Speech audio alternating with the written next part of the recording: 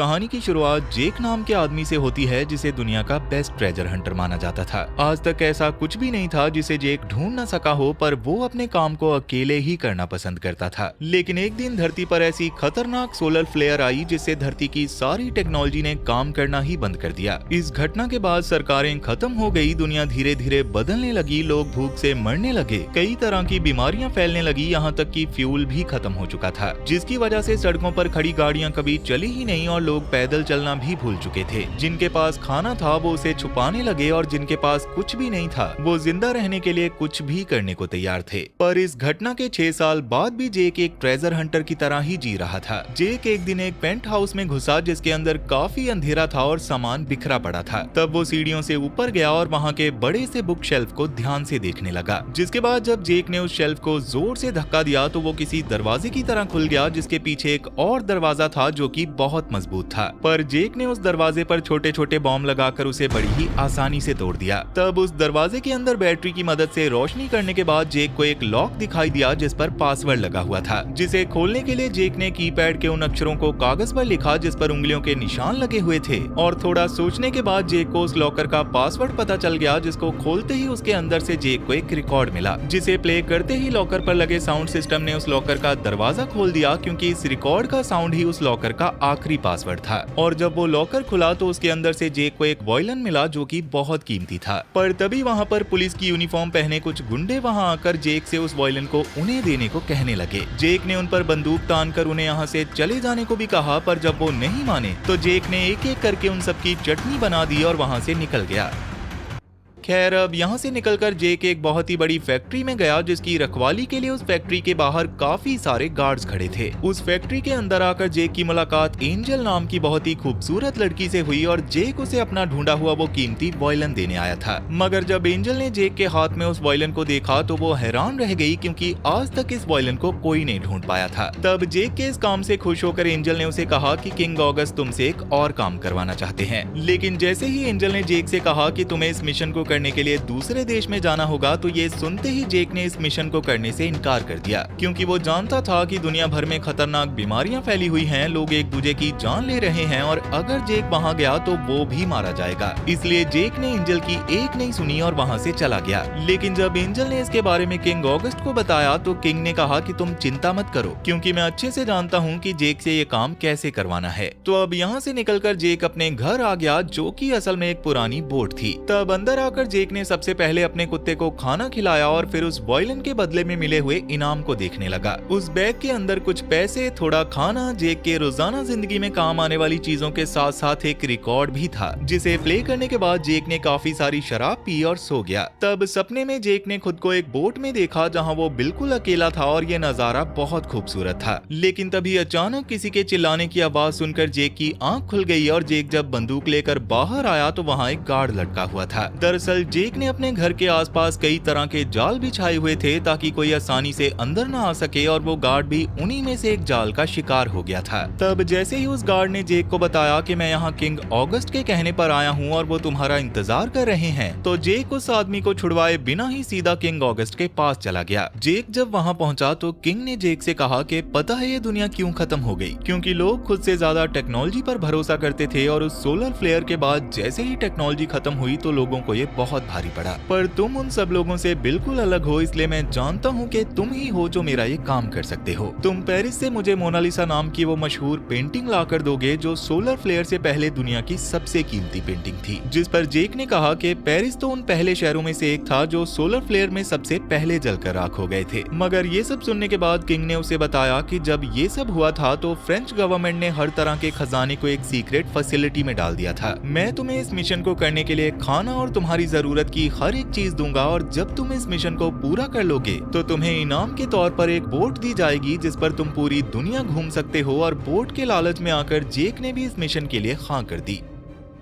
तो अब वहाँ से आने के बाद जेक ने एंजल से कहा कि मैं इस मिशन से वापस आऊं या फिर ना आऊं, पर तुम मेरे कुत्ते का ख्याल रखना। और अपने कुत्ते की जिम्मेदारी एंजल को देने के बाद जेक सीधा इस मिशन पर जाने के लिए एयरपोर्ट पर चला गया, जहाँ किंग ने मैप के जरिए जेक को सारी जानकारी दी, जैसे कि उसे कहाँ कहाँ चुपचाप रहना है, कहाँ उसे दुश्मनों से सबसे ज्यादा खतरा है और कौन से रास्ते पर उसे सबसे पहले जाना है। और जब जेक वहाँ के सिटी सेंटर में जाएगा तो वहाँ उसे किंग का एक आदमी मिलेगा जो आगे का रास्ता बताने में उसकी मदद करेगा। पर जेक के मन में अब भी एक सवाल गूंज रहा था कि इस मिशन के बाद वो वहाँ से बाहर कैसे निकलेगा। तो इसका जवाब देते हुए किंग ने कहा कि अगर तुमने मोनालिसा को हासिल करके इस मिशन को पूरा कर लिया तो उसके 3 घंटे के अंदर अंदर मैं तुम्हें वहाँ से बाहर निकाल लूंगा। खैर, अब रात के ठीक 10 बजे जेक उस प्लेन में बैठकर इस मिशन पर जाने के लिए रवाना हो गया, जिसे किंग का ही एक आदमी उड़ा रहा था। उस प्लेन की हालत काफी खराब होने की वजह से जेक पहले ही काफी डरा हुआ था और ऊपर से पायलट ने जेक से कहा कि मुझे लगता है इस प्लेन में फ्यूल काफी कम है, तो हो सकता है हमें प्लेन से कूदना पड़े, इसलिए तुम पैराशूट लेकर तैयार रहना। पर इसमें दिक्कत ये थी कि जेक ने आज से पहले पैराशूट का इस्तेमाल कभी नहीं किया था। पर फिलहाल ये सफर काफी लंबा था, इसलिए जेक ने थोड़ी देर झपकी लेना ही सही समझा। जहां आज वो अपने सपने में फिर से बोट पर घूम रहा था और इस बार उसके साथ एक लड़की भी मौजूद थी। पर उस लड़की का चेहरा देखने से पहले ही धमाके की आवाज से जेक की नींद खुल गई, क्योंकि पेरिस के वॉरलॉर्ड वॉलकॉक के आदमियों ने उनके प्लेन पर हमला कर दिया था। तब पायलट के कहने पर जेक पैराशूट लेकर प्लेन से कूदा और जमीन पर आ गया। प्लेन से उतरने के बाद जब जेक ने आगे बढ़ना शुरू किया तो वहाँ हर जगह आग लगी हुई थी और कुछ इंसानों को मारकर लटकाया भी हुआ था। पर जेक को कुछ समझ में आने से पहले ही वहाँ एक टैंक ने आकर जेक को अपने निशाने पर ले लिया, मगर ऐन वक्त पर कुछ बागी लोगों ने वहाँ आकर उस टैंक पर मिसाइल चला दी, जिससे जेक की जान बच गई। जिसके बाद उन्होंने टैंक के अंदर मौजूद सैनिकों को मारा और जेक को कुछ कहे बिना ही वहाँ से चले गए। वहीं इस शहर के अंदर वॉलकॉप के लोग उसके कहने पर आम नागरिकों पर जुल्म ढा रहे थे, क्योंकि वॉलकॉप बहुत ही बुरा आदमी था। वॉलकॉप ने इस वक्त अपने सामने एक लड़के को उसके साथ चेस खेलने के लिए बिठाया हुआ था, क्योंकि ये खेल वॉलकॉप को बहुत पसंद था। वो अपने रास्ते में आने वाले हर एक आदमी के साथ पहले चेस खेलता है और उसके हार जाने पर उसे मौत के घाट उतार देता है। मगर जैसे ही वॉलकॉप ने नोटिस किया कि उसके सामने बैठे लड़के को चेस खेलना नहीं आता, तो उसने बिना किसी देरी के उसे गोली मार दी। जिसके बाद वॉलकॉप के सबसे खास आदमी ग्रेनिच ने उसके पास आकर उसे बताया कि आज एक आदमी प्लेन से कूदकर हमारे शहर में दाखिल हुआ है। और ये सुनकर वॉलकॉप ने जल्दी से उस आदमी को ढूंढने का आदेश दे दिया।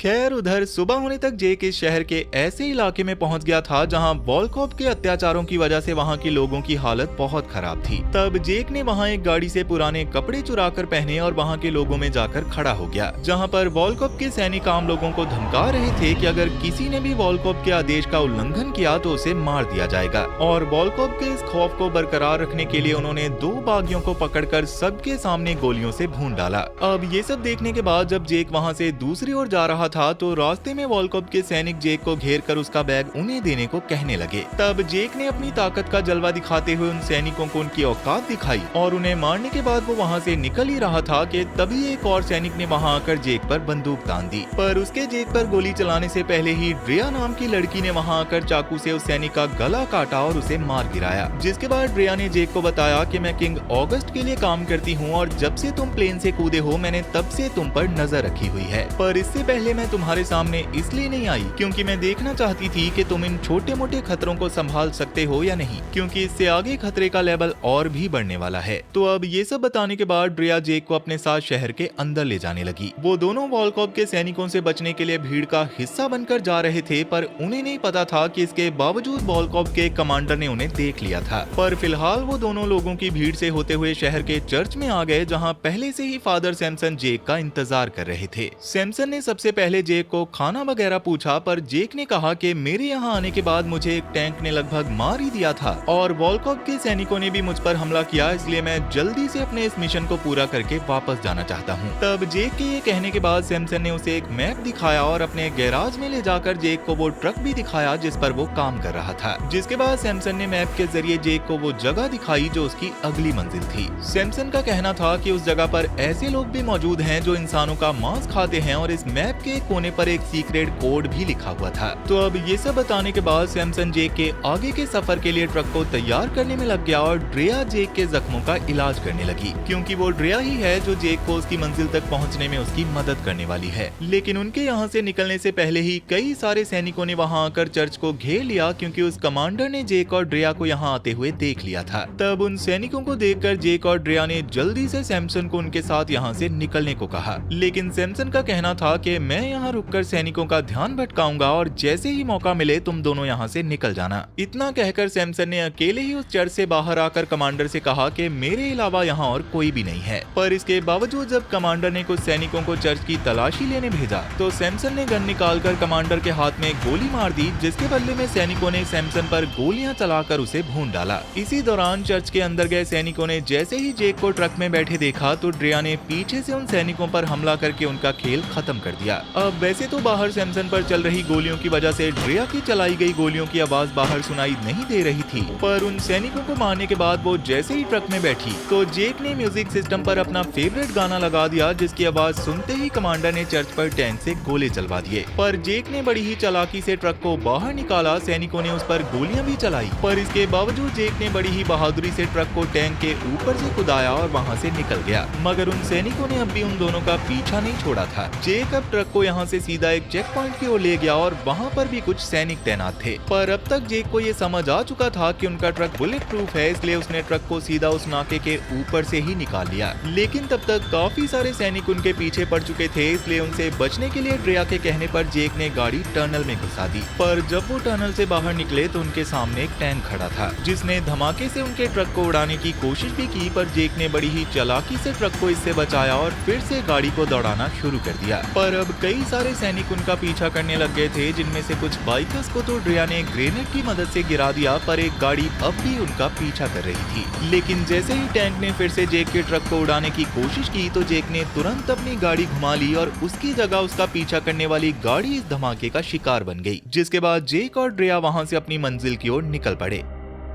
खैर अब काफी लंबा सफर तय करने के बाद यानी कि रात के वक्त जेक और ड्रेया आराम करने के लिए एक जगह पर रुक गए, जहां बातों ही बातों में जेक ने ड्रेया से पूछा कि फादर सैमसन ने मेरे उस पेंटिंग तक पहुंचने के लिए अपनी जान दे दी और तुम भी मेरी मदद कर रही हो, जबकि तुम्हें अच्छे से पता है कि इसमें तुम्हारी जान भी जा सकती है। पर मुझे ये समझ नहीं आ रहा कि आखिर उस पेंटिंग के लिए लोग अपनी जान देने को भी क्यों तैयार हैं। जिस पर ड्रेया ने जेक को बताया कि ये सब सिर्फ उस पेंटिंग के लिए नहीं है। उस पेंटिंग को जिस वॉल्ट के अंदर छुपाया गया था उस वॉल्ट को वॉल्कोव भी ढूंढ रहा है, क्योंकि उस वॉल्ट के अंदर सिर्फ वो पेंटिंग नहीं है, उस वॉल्ट के अंदर बहुत सारे हथियारों को भी छुपाया गया था और वॉल्कोव उन हथियारों को पाना चाहता है। और मैं तुम्हारी मदद इसलिए कर रही हूँ ताकि तुम्हारे जरिए हम उन हथियारों तक पहुंचकर वॉल्कोव का मुकाबला कर सकें। अब इसके अगले दिन वॉल्कोव ने भी अपनी ट्रेन के जरिए उस हथियारों वाले वॉल्ट को ढूंढना शुरू कर दिया था, जिसके दौरान कमांडर ने वॉल्कोव को बताया कि वहाँ बस वो पादरी नहीं बल्कि दो और लोग भी थे जिनके पास एक ट्रक था। हमने उन्हें रोकने की बहुत कोशिश की, पर उन दोनों ने ही हमारे 20 आदमियों को हरा दिया। मगर वॉल्कोव को इस बात से इतना गुस्सा आया कि उसने गुस्से में अपने कमांडर को ही मार डाला। वहीं दूसरी ओर जेक और ड्रेया एक जेल के पास पहुंच चुके थे, जहां उन्हें एक तिजोरी मिलने वाली थी। पर इस जगह को देखकर ड्रेया बुरी तरह से डरी हुई थी, क्योंकि यही वो जगह है जहां नरभक्षी रहते हैं। तब इसी दौरान जैसे ही उन्हें आसपास किसी के होने का एहसास हुआ तो वो दोनों जल्दी से उस बिल्डिंग के अंदर चले गए। उस बिल्डिंग की दीवारों पर कई सारे खून के निशान थे और ये लोग जिस वॉल्ट की तलाश में आए थे उसे तोड़कर पहले से ही उसके अंदर से सामान को निकाल लिया गया था। जिसके बाद वो दोनों ऊपर वाले फ्लोर पर जाकर जनरल स्टीफन के ऑपरेशन सेंटर में आ गए, जहां छानबीन करते वक्त जेक को एक कैबिनेट के अंदर बनी सीक्रेट जगह से एक डायरी मिली जिस पर फ्रेंच भाषा में कुछ लिखा हुआ था। लेकिन जेक को फ्रेंच पढ़ना नहीं आता था, इसलिए ड्रेया ने उस डायरी में लिखे कोड्स को पढ़कर जेक को वो जगह दिखाई जहां उन्हें वो वॉल्ट मिलने वाला था।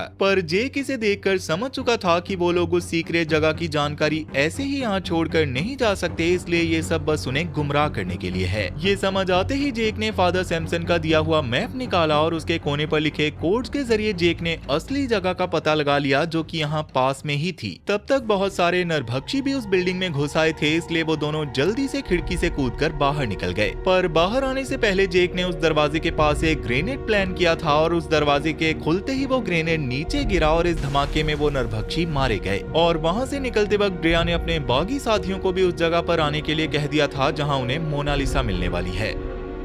खैर अब जेक और ड्रिया के जाने के बाद वॉल्कोव भी उस नरभक्षियों वाली जगह पर आ पहुंचा था, जहां उस बिल्डिंग के अंदर उसे भी वो डायरी मिल गई जिसके जरिए उसने उस लोकेशन का पता लगा लिया जहां उन्हें वो वॉल्ट मिलने वाला था। पर इसी बीच उन्हें यूवी लाइट के जरिए मैप पर लगे हुए ड्रिया और जेक के उंगलियों के निशानों से ये पता चल गया कि असल में वो किस तरफ गए हैं। इसलिए वॉल्कोव अपने आदमियों के साथ जेक और ड्रिया का पीछा करने लगा। वहीं जेक और ड्रिया अब तक उस वॉल्ट वाली लोकेशन पर पहुंच चुके थे जहां ड्रिया ने ताले को काटकर गेट को खोला और वो दोनों अंदर आ गए। उस बिल्डिंग के अंदर अब भी बिजली से चलने वाली हर एक चीज काम कर रही थी, जिसे देखकर वो दोनों हैरान थे। लेकिन थोड़ी देर बाद वहां लगी मशीनों को चेक करने के बाद जेक को समझ आया कि ये मशीनें सोलर सिस्टम की वजह से अभी तक चल रही हैं। तब इसी दौरान ड्रिया के हाथ में उस जगह का ब्लूप्रिंट लग गया, जिससे उन्हें समझ आ गया कि उस वॉल्ट को अभी तक खोला नहीं गया है। पर इस वॉल्ट को बाहर से खोला नहीं जा सकता था, इसलिए जेक ने फैसला किया कि वो वेंटिलेशन सिस्टम से होता हुआ उस वॉल्ट के अंदर जाकर उसे खोलेगा। पर वेंटिलेशन सिस्टम के अंदर एक बहुत ही बड़ा पंखा लगा हुआ था, इसलिए ड्रिया ने कहा कि तुम आराम से जाओ और मैं तब तक इस पंखे को बंद कर दूंगी। तो अब ये सारी प्लानिंग करने के बाद जब जेक ऊपर वाले फ्लोर पर गया तो उसे वहाँ एक रस्सी मिल गई, जिसे वहाँ लोहे की एक मशीन से बांधने के बाद जेक ने अपने बैग को फाड़कर सेफ्टी बेल्ट की तरह पहना और उससे रस्सी को बांधकर वो धीरे धीरे वेंटिलेशन चैम्बर में उतरते हुए उस बड़े पंखे के पास जाकर ड्रिया के उस पंखे को बंद करने का इंतजार करने लगा। पर थोड़ी देर बाद घिसने की वजह से जेक की रस्सी ने टूटना शुरू कर दिया था। लेकिन तब तक ड्रिया ने सोलर पैनल्स के पास जाकर रॉकेट लॉन्चर के जरिए उन पैनल्स को बर्बाद कर दिया, जिससे फाइनली वो पंखा बंद हो गया और नीचे गिरने के बावजूद जेक की जान बच गई। पर इससे आगे अब जेक को पानी के अंदर से जाना था, इसलिए उसने लंबी सांस भरी और पानी में तैरता हुआ आगे बढ़ने लगा। मगर यहाँ से बाहर निकलने के दरवाजे पर ताला लगा हुआ था और जेक पूरी तरह से पानी में फंस चुका था। पर फिर भी जेक ने हिम्मत नहीं हारी और काफी कोशिश करने के बाद फाइनली उस दरवाजे को तोड़कर वो वॉल्ट के अंदर आ गया। लेकिन वहाँ जो जेक ने देखा उसने जेक को पूरी तरह से हैरान कर दिया था। असल में जेक को जिस मोनालिसा को लेने के लिए भेजा गया था वो कोई पेंटिंग नहीं बल्कि एक न्यूक्लियर बॉम्ब है, जिस पर मोनालिसा की पेंटिंग बनी हुई है। खैर अब इस सब के बाद जेक ने अंदर से वॉल्ट का दरवाजा खोला और ड्रिया को अंदर बुलाकर इस सब के बारे में बताया। मगर ड्रिया ने कहा कि मैं इसके बारे में पहले से ही जानती थी और मैंने तुम्हें इसके बारे में इसलिए नहीं बताया क्योंकि सच्चाई जानने के बाद तुम हमारी मदद कभी नहीं करते। अमेरिका ने जापान पर फेंकने के लिए 2 न्यूक्लियर बॉम्ब बनाए थे, लेकिन उसके साथ ही उन्होंने इस बॉम्ब को भी बनाया था और इसकी इस चाबी के अलावा ये बॉम्ब काम नहीं कर सकता। इसके साथ ही ड्रिया ने जेक को बताया कि किंग ऑगस्ट इस बॉम्ब का इस्तेमाल नहीं करना चाहता, बल्कि वो इसे वॉल्कोव से छुपा कर रखना चाहता है, क्योंकि अगर ये बॉम्ब वॉल्कोव के हाथ लग गया तो वो इसका इस्तेमाल जरूर करेगा। लेकिन जेक ने कहा कि किंग ऑगस्ट और वॉल्कोव दोनों ही एक जैसे हैं और मुझे दोनों में से किसी पर भरोसा नहीं है। तब ड्रिया ने वॉल्कोव के खिलाफ चल रही उनकी जंग में जेक को उनका साथ देने को कहा, पर जेक का कहना था कि हम कितनी भी कोशिश कर लें पर अंत में जीत वॉल्कोव की ही होगी। और इतना कहकर जेक अपने ट्रक में बैठा और वहाँ से चला गया। तब तक वहाँ ड्रिया के बागी साथी भी पहुँच चुके थे, जिन्हें ड्रिया ने आगे का प्लान बताया कि कैसे वो लोग इस बॉम्ब को किंग ऑगस्ट तक पहुंचाएंगे। पर इसी दौरान वॉल्कोव भी अपनी ट्रेन लेकर वहां पहुंच गया, जिसके सैनिकों ने आते ही बागियों पर गोलियां चलाना शुरू कर दिया और सारे सैनिकों को मारने के बाद वॉल्कोव उस बॉम्ब को लेकर वहां से निकल गया। वहीं एक सुनसान जगह पर अपने ट्रक में बैठे जेक को एहसास हुआ कि उसने ड्रिया के साथ गलत किया है और उसे भागने की बजाय ड्रिया की मदद करनी चाहिए। पर जब तक जेक वापस आया तब तक वॉल्कोव वहां पर कत्लेआम मचाकर वहां से जा चुका था। लेकिन ड्रिया इस हादसे में किसी तरह बचने में कामयाब हो गई थी और जेक ने उसके जख्मों पर कपड़ा बांधा, जिसके दौरान ड्रिया ने जेक से कहा कि तुम बिल्कुल सही कह रहे थे कि अंत में जीत वॉल्कोव की ही होगी। मगर जेक ने कहा कि मैंने जो भी कहा था वो भूल जाओ और फिलहाल हमें किसी भी कीमत पर उस बॉम्ब को वॉल्कोव से वापस लाना होगा। जेक ने ड्रिया से कहा कि वॉल्कोव की ट्रेन शहर वापस जाने से पहले पुल के ऊपर से गुजरेगी, पर उससे पहले ही तुम्हें उस पुल को उड़ाना होगा और बाकी सब मैं संभाल लूंगा। इतना कहकर जेक उस वॉल्ट के अंदर आया और कुछ बॉम्ब्स को लेकर उसने हथियारों से भरी उस पूरी जगह को उड़ा दिया, जिसके बाद वो दोनों वॉल्कोव की ट्रेन का पीछा करने लगे।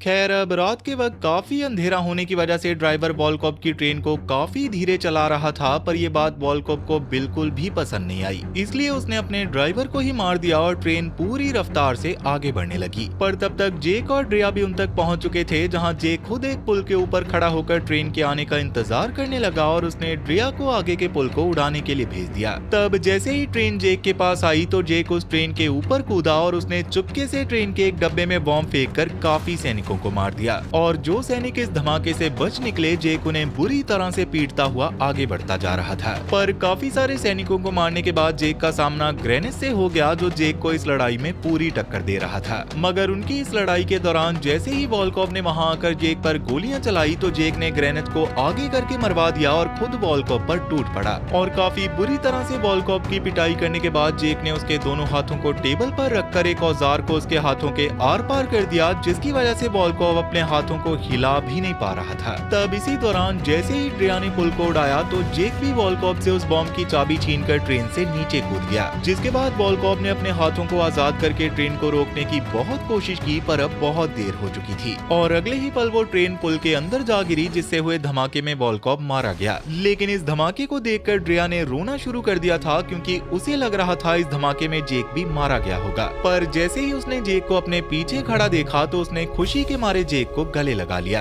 खैर, अब इस सब के बाद जेक ने किंग ऑगस्ट के पास वापस आकर उसे उस मोनालिसा बॉम्ब की चाबी देते हुए कहा कि वो बॉम्ब इस वक्त पेरिस की एक खाई में पड़ा है, पर तुम्हें चिंता करने की कोई जरूरत नहीं है, क्योंकि इस चाबी के बिना कोई भी उस बॉम्ब का इस्तेमाल नहीं कर सकता। तब ये सुनकर किंग ने जेक को उस बॉम्ब को वापस लाने को कहा, पर जेक अब ऐसा कोई भी मिशन नहीं करना चाहता था। इसलिए जेक ने किंग को इसके लिए मना करते हुए अपनी बोट की चाबी ली और वहाँ से निकल गया। तो अब यहाँ से निकलकर जेक सीधा अपनी बोट पर चला आया, जहाँ पर ड्रिया भी उसके साथ थी। वो दोनों अब एक दूसरे को चाहने लग गए थे और उन्होंने अब इस मारकाट से दूर रहकर इस बोट पर दुनिया घूमने का फैसला कर लिया था। और इसी हैप्पी एंडिंग के साथ ये कहानी यहीं पर खत्म हो जाती है। तो वीडियो पसंद आई हो तो वीडियो को लाइक कर देना, चैनल को सब्सक्राइब कर लेना और तब तक मैं चला आपके लिए ऐसी ही एक और वीडियो बनाने। सो बाय बाय।